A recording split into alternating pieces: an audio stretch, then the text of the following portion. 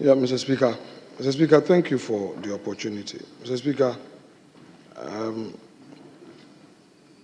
further to statements are made in respect of some actions at the residence of the former Finance Minister, Mr. Ofori-Atta. There were comments. Honorable respected Minority Leader, are you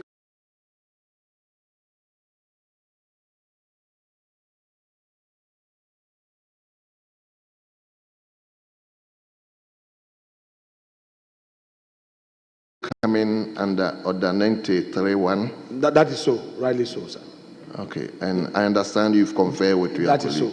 Very well. Okay. Very well. Mr. Speaker, so again, fortified by Order 93.1, I rise to bring to your attention that as a result of the issue I raised on the floor, which led to further comment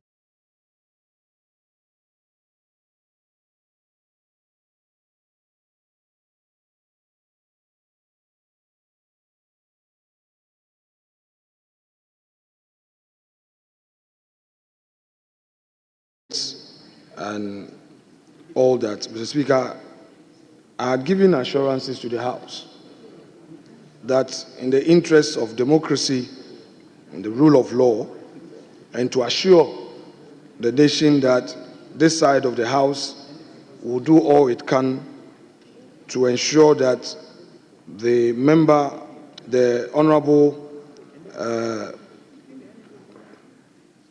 Ofori-Atta, avails himself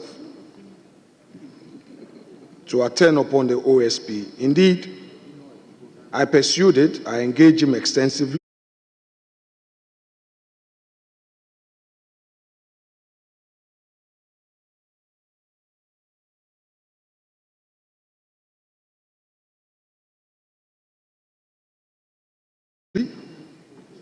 And his lawyers, Mr. Speaker, in a letter dated today, the 18th of February 2025, have written to the OSP, and for the avoidance of doubt, I shall read the content aloud. It's addressed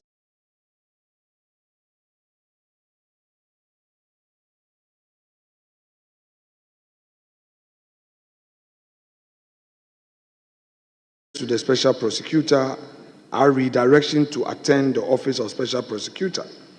It reads, we acknowledge receipt of your letter dated the 17th of February 2025. We respectfully indicate that our client's post-mark date for his return cannot be any time before 6 to 8 weeks after the possible surgical intervention in March stated in the Mayo Clinic letter. Our client hopes that, taking into account the surgery dated the 20th to 21st of March and recuperation period, he should be able to back to this jurisdiction between 14th May and 30th May 2025.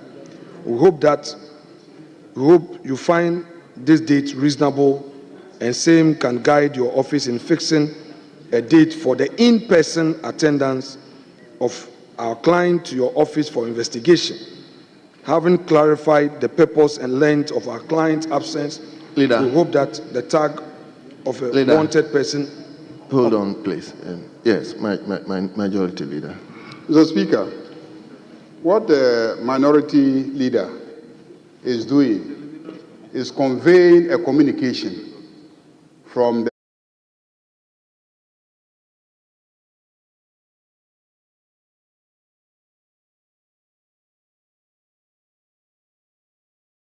the lawyers of Honorable Ken Ofori-Atta to this House. Mr. Speaker, the rules of this House are clear on communications. If you go to Order 65, it is clear on communications to the House. Who qualifies to communicate to the House and who qualifies to convey the communication to the House?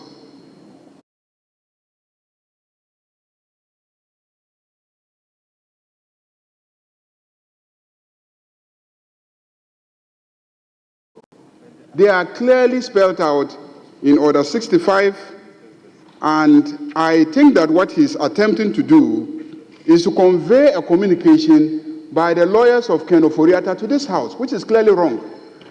Mr. Speaker, it is clearly wrong to attempt to be the conveyor of communication from Ken Ofori-Atta's lawyers to this House.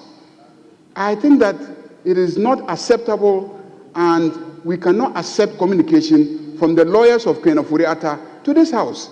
He is not a member of this House. He is not a Minister of State. And so there's no basis for this House to be receiving communication from the lawyers of Ken Ofori-Atta. We haven't summoned him before any of our committees. He is not to appear before a committee. We are not investigating him. So on what basis is his lawyers communicating to us when he will come to Ghana and when he will not come to Ghana? So, Mr. Speaker, there is no basis for the communication to this House of the whereabouts of Ken Ofori-Atta. And he is not qualified to convey that message to this House. And this House cannot properly receive that message. So I object to that communication being made to this House about the whereabouts of Ofori-Atta and when he will come to Ghana. I think the matter is between him and the Office of Special Prosecutor. Let him deal with them. This House is not interested in when he will come and when he will not come. So I object to this communication being made. He can step outside and organize a press conference and tell the whole country what Ken Ofori-Atta is saying, but not to this House.